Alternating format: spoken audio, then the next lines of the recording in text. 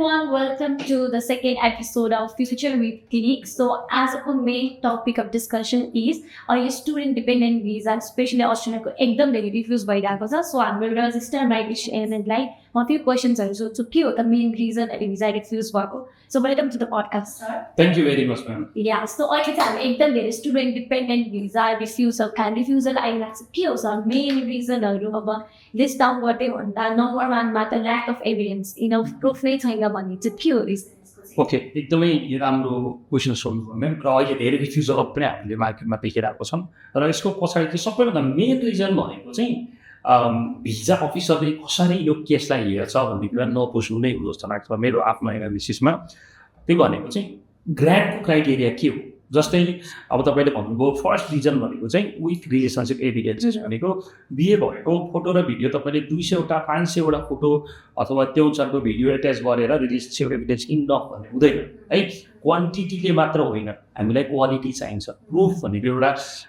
एकदम clearly showcase हुनुपर्छ. जस्तै फोटो भिडियोको कुरा गर्दै गर्दा इट्स नट म्यान्डेटेड, फोटो भिडियो नभए पनि हुन्छ. तर तपाईँहरूको रिलेसनसिप कहिलेबाट सुरु भयो, कसरी डेभलप भयो र आजको स्थिति के छ भन्ने कुरा चाहिँ क्लियर एउटा टाइम लाइन देखिनुपर्छ. र त्यसलाई चाहिँ सपोर्टिङ एभिडेन्सेसहरू चाहिँ इन बिट्विन. जस्तै तपाईँ पोखरा जानुभएको छ फर इक्जाम्पल भने तपाईँहरू पोखरामा घुम्नु भएको बस टिकट मुभी टिकट्सहरू एट्याच गर्नुभयो भने चाहिँ यसले एउटा क्लियर टाइम लाइन प्लस एउटा प्रुफको पनि काम गर्यो. त्यो भएर सबैभन्दा पहिलो कुरा चाहिँ रिलेसनसिप एभिडेन्सेसहरू यसरी प्रेजेन्ट गर्नुभयो चाहिँ एकदमै chances of getting visa was higher, ma'am. So strong documents rather than धेरैवटा डकुमेन्ट्स पनि स्ट्रङ. अनि अर्को चाहिँ अहिले धेरै देखिहाल्छु मैले पनि ties to the home country भन्नु चाहिँ नेपाल फर्किने हो कि होइन यस्तो कुराले पनि एकदम धेरै भिजा डिसिजन अफेक्ट गरिरहेछ भनिरहेको छ. त्यो चाहिँ कसरी भिजा अफिसरले चाहिँ डिटर्माइन गर्छ? अहिलेको नम्बर 1 रिजन भनेको नै नेपाल फर्किने रिजन देखिएन, टाइअप छैन नेपालसँग भन्ने रिजन हो. अब त्यो चाहिँ कसरी देखाउन सकिन्छ भने तपाईँले नेपालमा के गर्दै हुन्छ, स्पेसली जस्तै डिपेन्डेन्ट अप्लाई गर्छ भने डिपेन्डेन्ट जो नेपालमा हुनुहुन्छ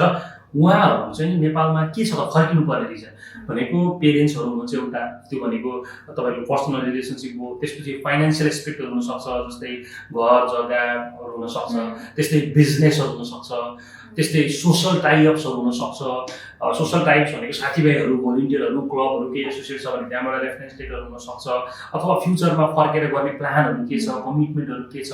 अथवा इन्भेस्टमेन्ट सेयरमा लगानी हुनसक्छ. यो सबै कुराहरू चाहिँ नेपाल फर्किने आधार चाहिँ हामीले क्लियर दिनुपर्छ. र अहिलेको number 1 reason of refusal at the moment भनेको चाहिँ नेपालसँगको टाइअप देखिएन भन्ने हो. यो चाहिँ एकदमै क्लियरली सोकेस गर्नु पर्यो. ओके, कनेक्ट टु द्याट भर्खर तपाईँले फाइनेन्सियल एभिडेन्स फाइनेन्सियल एस्पेक्ट भन्नुभयो नि त, के पर्छ त्यसमा? जस्तै कस्तो चाहिँ फाइनेन्सियल डकुमेन्ट्सहरू चाहिँ के बुझाउनुपर्छ जस्तै मैले डिपेन्डेन्ट भिजा अप्लाई गर्दा? ओके, अब स्टुडेन्ट डिपेन्डेन्ट अप्लाई गर्दा क्राइटेरिया स्टुडेन्टकै हुन्छ. जस्तै स्टुडेन्टले 1 वर्षको ट्युसन फी, 1 वर्षको लिभिङ कस्ट, त्यहाँको वेएसएससी, त्यहाँको अरू लिभिङ एन्ड अकोमोडेसन एक्सपेन्सेसहरू तपाईँले कभर गर्नु पर्यो. त्यो भनेको एउटा स्टुडेन्ट भएर जाँदै गरेर जति पर्छ त्यो प्लस डिपेन्डेन्टको अर्को तपाईँको 12,000 देखि 15,000 डलरसम्म एडहरू टपअप गर्नु पर्यो. र त्यो अनुसारको इन्कम, त्यो अनुसारको तपाईँको सेभिङ्स अथवा लोन जसरी हामीले स्टुडेन्ट भिजालाई गर्छौँ त्यसरी नै अहिलेको कन्टेक्समा चाहिँ मिनिमम 1 इयरको ब्याङ्क स्टेटमेन्ट चाहिँ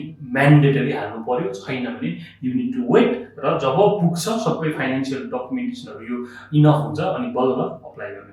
ओके, भनेपछि स्टुडेन्ट भिजा चाहिँ सबै हो फाइनेन्सियल्सको पार्टमा चाहिँ. भनेपछि एसओपी पनि लेख्नु पर्यो. किनभने यो स्टुडेन्ट डिपेन्डेन्ट भिजा भएको भएर स्टुडेन्टको क्राइटेरिया जे हो त्यो क्राइटेरिया सबै कुरा लाग्छ. प्लस त्यसमा हामीसँग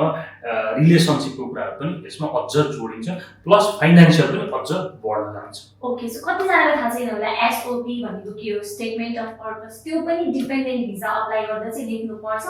अनि त्यसले चाहिँ कसरी इम्प्याक्ट गरिरहेछ त भिजा रिफ्युजल? अब यस्तोमा चाहिँ के छ भने एकदमै आजभोलिको एआईबाट लेख्नु चलाउँछ, त्यसले गर्दा अर्काको कपी गर्ने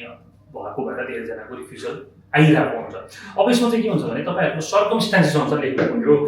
तपाईँहरूको अब यसो राइटिङहरू हेऱ्यो भने एकदमै राम्रो राइटिङ देखिन्छ, कहिलेकाहीँ त्यो पढ्नै एडभान्स लेभलको त्यस्तो लेख्नु पर्दैन. एकदम क्लियरली तपाईँको ब्याकग्राउन्ड के हो, तपाईँको आजको फाइनेन्सियल सिचुएसन के छ, अस्ट्रेलिया किन जान लाग्नुभयो, त्यहाँ गएर कसरी पार्टनरलाई सपोर्ट गर्नुहुन्छ, तपाईँको नेपालमा के कुराहरू छ, सबै कुराहरू एकदम मजाले आफ्नो भाषामा लेख्नु पर्यो. है आफ्नो सर्कमस्टान्सेसहरू के छ अब तपाईँहरू कहिले काहीँ बिरामी हुँदा हुनसक्छ के हुनसक्छ तपाईँहरूको आफ्नो आफ्नो टाइमलाइन हुन्छ त्यो भएर प्लस तपाईँहरूको अब रिलेसनसिप लेटरहरू लेख्दै गर्दाखेरि चाहिँ अब तपाईँ र तपाईँको जो डिपेन्डेन्ट हुन्छ तपाईँहरूको बिचमा पहिलो भेट कहाँ भएको थियो कसरी त्यो रिलेसनसिप डेभलप भयो त्यो सबै कुराहरू चाहिँ एकदमै पर्सनल टच हुनुपर्छ जब पर्सनल टच हुँदैन कपी पेस्ट हुन्छ अर्काको एसओपीहरू अर्काको जिएसहरू अर्काको रिलेसनसिप एक्सपिरियन्स भने भिजा लाग्न चाहिँ एकदमै गाह्रो हुन्छ त्यही भएर आफ्नो सर्कमस्टान्सेस अनुसार चाहिँ लेख्नु पर्यो अभियसली त्यो च्याट जिपिटीले त एउटा रफ मात्रै दिन्छ आफ्नो पर्सनल त आफ्नो हुन्छ अनि अब जस्तै रिलेसनसिपमा भयो अब फ्युचर प्लान्स फ्युचर कमिटमेन्ट उहाँहरूको एज अ कपल के गर्ने छ सोचहरूले पनि भिजा डिसिजनलाई एकदम धेरै इम्प्याक्ट गरिरहेको हुन्छ लाइक त्यो कुराहरूमा चाहिँ कस्तो खालको कमिटमेन्ट्सहरू चाहिँ देखाउन बेस्ट अब यस्तो हुन्छ जसरी स्टुडेन्ट भिजामा चाहिँ हामी नेपालमा फर्केर यो काम गर्छौँ अथवा यो बिजनेस गर्छौँ भनेर देखाएर हुन्छ अब स्टुडेन्ट डिपेन्डेन्टको क्राइटेरिया पनि त्यही हो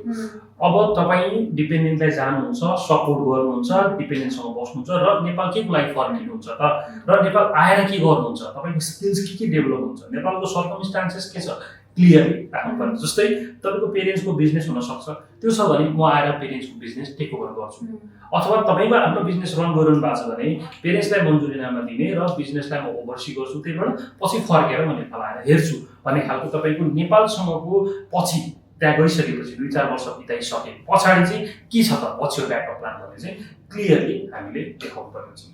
ओके सर थ्याङ्क यू अनि मैले कति धेरै भिडियोहरूमा देखिरहेको हुन्थेँ साथीभाइले रेकमेन्ड गरिदिएको लेटर यिनीहरूको रिलेसनसिप जेन्युन हो भन्ने पनि डकुमेन्ट्सहरू माग्छ अरे भिजा अफिसरले त्यो चाहिँ के माग्ने हो कि एज एन एभिडेन्स हामीले दियो भने अझै स्ट्रङ हुने हो कि एकदमै राम्रो क्वेसन गर्नुभयो यो चाहिँ धेरै माग्ने चाहिँ होइन यो चाहिँ कस्तो हो भने जस्तै एभिडेन्सेस भनेको चाहिँ 4 पिलर भन्छ रिलेसनसिप जहिले पनि देखाउँदै गर्दा त्यो 4 पिलर मध्येको एउटा पिलर भनेको सोसल रेस्पेक्ट भन्ने तपाईँलाई समाजले चाहिँ एक्सेप्ट गरिरहेको छ कि छैन एज अ कपल त्यो भनेको तपाईँको साइडको छिमेकी पनि हुन सक्यो तपाईँको घर वरिपरि टोल सुधार समितिहरू हुन सक्ला तपाईँको अब volleyball club football club yoga club gym club यो मेम्बरसिपहरू क्लब हुन सक्ला उनीहरूले फर्मल्ली ओके उनीहरू चाहिँ कपल हो हामीले उनीहरूलाई लामो समयदेखि देखिरहेको छौँ र दे हेभ बिन इन के अरे टच विथ अस भन्ने खालको एउटा रेकमेन्डेसन लेटर दियो भने एउटा समाजले दिएको लेटरले एकदमै भ्याल्यु एड गर्छ त्यो एड गर्न सक्यो भने चाहिँ त्यो रिलेसनसिप झन् स्ट्रङ चाहिँ देखिन्छ अगेन यो म्यान्डेटरी होइन हाल्यो भने एभिडेन्स चाहिँ एकदम स्ट्रङ छ ओके भनेपछि त्यस्तो डकुमेन्ट्सहरू भयो भने चाहिँ अझै रिलेसनसिप जेन्युन अनगोइङ छ फ्युचर प्लान्सहरू देख्यो प्लस त्यसले चाहिँ अब नेपालमा यिनीहरूको सोसाइटीसँग एउटा स्ट्रङ सेन्स अफ बिलोङिङ छ र नेपाल फर्किने रिजन छ भनेर पनि देखिन्छ अनि कति धेरैजनाको चाहिँ इन्सुरेन्समा पनि मिस्टेक हेल्थ इन्सुरेन्समा पनि मिस्टेक गरिरहेको हुन्छ जस्तै कति धेरै बजारमा हल्ला छ कपल अप्लाई गर्ने कि सिङ्गल अप्लाई गर्ने कि के चाहिँ बेस्ट हो र भिजाको चान्सेस हेर्दा चाहिँ के भइरहेको छ त पास्ट ट्रेन्ड बिकज हाम्रो त एकदम धेरै एक्सपिरियन्स स्पेसली हजुरको सो त्यो अनुसार चाहिँ के बेस्ट हो अब एज अ माइग्रेसन एजेन्ट मैले एडभाइस गर्नुपर्ने भनेको कपललाई त कपल नै इन्सुरेन्स गर्नुहोस् भन्छु तर कपल इन्सुरेन्स एकदमै महँगो हुन जान्छ त्यो भएको भएर धेरैले सिङ्गल पनि गर्नुहुन्छ र सिङ्गल गर्दै गर्दा कहिलेसम्मको किन्ने भन्ने कुरा पनि एकदमै धेरैजनाको मिस्टेकहरू हामीले पाइरहेको हुन्छ कतिपयले के हुन्छ भने कतिपयको क्यान्सल पनि भइसकेको हुन्छ कतिपयले रङ डेटमा किन्नुहुन्छ कतिले पढाइसम्मको मात्रै किन्नुहुन्छ हामीले क्लियरली तपाईँको भिजा जहिलेसम्म छ त्यो इन्टायर ड्युरेसनको इन्सुरेन्स किन्नु पर्यो सकिन्छ भने कपल इन्सुरेन्स नै राम्रो हो सकिँदैन भने सिङ्गल पनि ओके तर रेकमेन्डेसन भनेको जहिले पनि कपल इन्सुरेन्सलाई नै हुन्छ कपल इन्सुरेन्स लिने र भिजा ड्युरेसन इन्टायर ड्युरेसनलाई लिएर अप्लाई गर्नुभयो भने चाहिँ राम्रो हुन्छ र तपाईँहरूले त्यो चाहिँ डबल चेक गर्नको लागि जस्तै बुपाको पोर्टल अथवा धेरै छ अहिले आलियन छ बुपा छ जुन पोर्टलबाट किन्नुहुन्छ त्यो पोर्टलमा गएर आफूले नै आफ्नो अकाउन्ट्स बनाएर लगइन गरेर चाहिँ हेर्नु होला एक्टिभ छ कि छैन भन्ने कुरा चाहिँ अब मिस्टेक हुने भनेको चाहिँ यहाँनिर धेरै एजेन्टहरूले किनिदिन्छ पछि उनीहरूले क्यान्सल गरिदिन्छ त्यो एक्टिभ हुँदैन त्यो केसमा पनि भिजा रिफ्युजलहरू भइरहेको छ त्यो भएर मेक स्योर तपाईँहरू गएर अथवा कल गरेर इमेल गरेर चाहिँ एकचोटि तपाईँको इन्सुरेन्स प्रोभाइडरलाई चाहिँ कन्फर्म गर्नु भयो भने चाहिँ ढुक्क हुन्छ भनेपछि सिङ्गल गर्दा चाहिँ भिजा आउने कपल गर्दा चाहिँ नआउने त्यस्तो चाहिँ होइन अब भिजाको कन्डिसन हेऱ्यो भने हेल्थ इन्सुरेन्स हुनुपर्छ भनेर भन्छ अब हेल्थ इन्सुरेन्स सफिसियन्ट हुनुपर्छ भनेर सफिसियन्टको डेफिनेसन भनेको चाहिँ तपाईँहरूको इन्टायर ड्युरेसनलाई कभर हुनु पर्यो भन्ने हो तर एज अ कपल सफिसियन्ट भनेको चाहिँ कपल इन्सुरेन्स भयो भने चाहिँ it will again make your case stronger भन्ने हो रेकमेन्डेसन त्यही भएर कपालमै छ अब सकिँदैन भने त देयर इज नो चोइस अनि सिन्स हाम्रोमा कति धेरैजना रिफ्युजलको पनि पेपरहरू लिएर आउनुहुन्छ कतिजनामा आजै अप्लाई गर्नु भन्नुहुन्छ उहाँहरूलाई चाहिँ what do you suggest like अब रिफ्युज भयो अब फर्दर कस्तो स्ट्राटेजी अप्नाउनु पर्यो त ओके अहिले चाहिँ हामीसँग दिनमा लगभग 8-10 जना चाहिँ रिफ्युजल लेटरै बोकेर आउनुहुन्छ अब हेऱ्यो भने कतिको फाइनेन्सियल्स हुन्छ कतिपयको टाइअप नभएको कतिपयको रिलेसनसिप एभिडेन्सेसको कुराहरू कतिपयको पोलिटिकल सिनारीको एन्सरहरू पनि दिइरहेको छ यस्तो सिचुएसनमा चाहिँ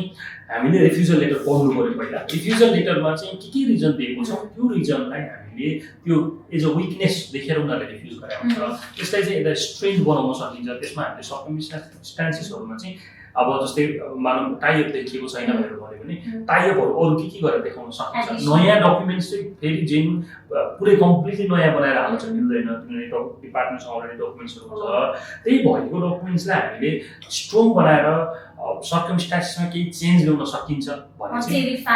ल्याउन सकिन्छ यस रिफाइन गर्नु पऱ्यो केही कुराहरू मिसिङ हुनसक्छ जस्तै तपाईँहरूको टाइम लाइन क्लियरली नहाल्नु भएको हुनसक्छ सबै फोटो भिडियो कता हालिदिएको सिनेरी हुनसक्छ अब तपाईँहरूको नेपालसँगको टाइअपहरू राम्रोसँग नदेखाउनु भएको हुनसक्छ यो कुराहरू यदि हामीले अपडेट गर्न सकिने ठाउँहरू छ भने रिअप्लाई गर्न सकिन्छ सो भन्नुको मतलब एडिसनल डकुमेन्ट्स हालेर अप्लाई गरिहाल्नु भन्दा स्ट्राटेजिकली सोचेर त्यही डकुमेन्ट्स अझै कसरी स्ट्रङ बनाउने सिन्स हाम्रोमा पनि अहिले त्यस्तै केसेसहरू आइरहेको छ that is what we are recommending as well so what do you think अबको नेक्स्ट अब आउने टाइम्सहरूमा चाहिँ डिपेन्डेन्ट भिजाको केसहरू चाहिँ कस्तो होला अब रिफ्युजै भइराख्ने हो कि अप्रुभ पनि भइरहेको छ कि कस्तो के हुन्छ अहिलेको सिनारियोमा चाहिँ यो डिपेन्डेन्ट भिजा रिफ्युजल हाई देखिन्छ यो किनभने सब क्लास 500 भित्र स्टुडेन्टको रिफ्युजल भएपछि स्टुडेन्टको डिपेन्डेन्टको पनि रिफ्युजल हुनु स्वाभाविक नै हो त्यही भएर अहिलेको यो पोलिटिकल माहौलले गर्दा पनि हो टाइमले गर्दा पनि हो लकले गर्दा पनि हो प्लस तपाईँहरूको डकुमेन्टेसनले पनि गर्दै गर्दा हो तर त्यो भन्दै गर्दा अब लक हाम्रो हातमा छैन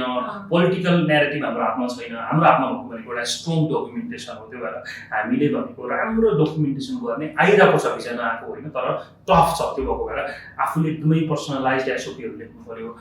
एभिडेन्सेसहरू क्लियरली प्रेजेन्ट गर्नु पऱ्यो नेपाल फर्किने रिजनहरू क्लियरली देखाउनु पऱ्यो फाइनेन्सियल एभिडेन्सेसहरू 1 इयरको स्टेटमेन्टहरू मजाले हाल्नु पऱ्यो तपाईँहरूको फ्युचर प्लान्सहरू नेपालमा देखाउनु पऱ्यो र इन्सुरेन्समा तपाईँले गर्दै गर्दा कपाल इन्सुरेन्स गर्नुभयो भने अझै राम्रो यो सबै कुराहरू राखेर आफ्नो पर्सनलाइज्ड एप्लिकेसन बनाएर अब के भन्छ एकदम युनिक खालको आफ्नो सिनारीलाई प्रेजेन्ट गर्नुभयो जेन्युन भने चाहिँ भिजा आउँछ ओके सो लास्ट क्वेसन अब डिपेन्डेन्ट भन्नुमा अब स्टुडेन्ट जो अस्ट्रेलियामा हुनुहुन्छ उहाँको ब्याकग्राउन्ड जस्तै उहाँको फ्रिक्वेन्ट कोर्सहरू चेन्ज गरेको या उहाँको हिस्ट्री त्यता कस्तो छ अब पुलिस केसहरू पऱ्यो हो कि या रङ काम गरिरहनु भएको छ कि हुन्छ नि आउट अफ द बक्स केही काम गरिरहनु भएको छ कि त्यो कुराहरूले चाहिँ कतिको डिपेन्डेन्ट अफेक्ट गर्छ एकदमै राम्रो क्वेसन सोध्नुभयो धेरैजनाले चाहिँ कस्तो टाइममा अप्लाई गर्नुहुन्छ भने जस्तै